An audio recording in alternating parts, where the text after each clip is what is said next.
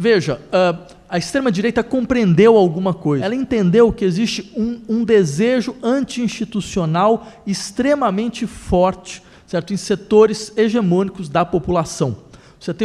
Nós vivemos hoje numa era de desidentificação generalizada.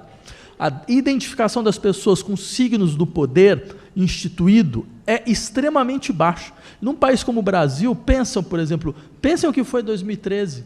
Certo? A imagem mais importante de 2013 foi uma imagem de desidentificação com o poder. Foi a população em Brasília tacando fogo no Ministério das Relações Exteriores, porque queriam tacar fogo no Congresso Nacional e a polícia não conseguiu empurrar eles para o lado. Certo? Nunca na história brasileira vocês vão encontrar uma imagem parecida da população quebrando o signo do poder, porque elas estão mostrando que elas não se sentem mais identificadas.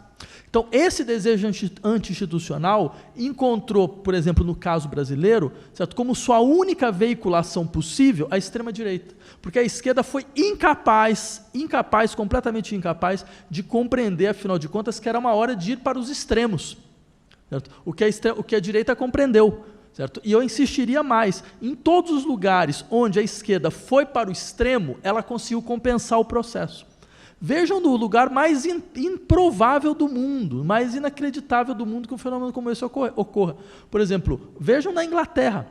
Você tem o Brexit, mas hoje você tem, por exemplo, um Partido Trabalhista, que é o partido mais radical da história do Partido Trabalhista em toda a sua existência. Certo? Tem pautas do programa do Corbyn que são pautas mais radicais que as pautas do PSOL.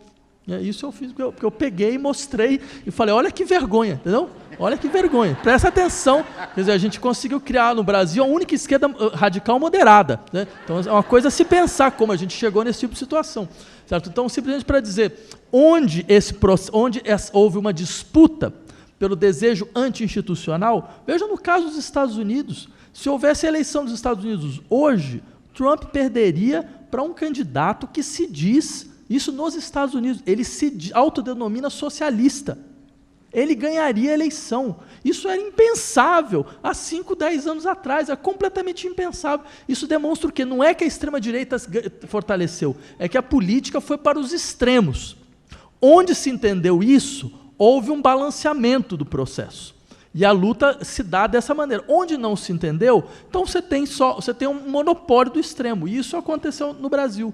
Né? Então, a única possibilidade para aqueles que não se confundem mais e não se identificam mais com as estruturas institucionais do poder hoje, foi uma figura, por exemplo, como o Bolsonaro, que se diz claramente, a gente está numa revolução conservadora, certo? A gente não tem mais nenhuma relação com a estrutura política, eu explodo até o meu partido se for necessário. Certo? Então, ou seja, mas eu só insistiria no negócio, o que é terrível é que todo esse discurso, veja, eu tenho uma relação direta com o povo, eu não negocio com o Congresso, certo? Eu não respeito as estruturas institucionais, isso é no discurso de esquerda.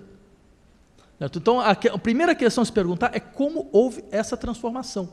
Por que a esquerda brasileira se transformou no verdadeiro partido da ordem? E quanto isso custa? E se faz sentido hoje em dia? Por isso, falar em democracia na nossa realidade é uma aberração. Falar, não, nós estamos perdendo direitos, nossa democracia está em perigo. Bem, há uma contradição na colocação, porque não é possível que algo que nunca existiu esteja em perigo.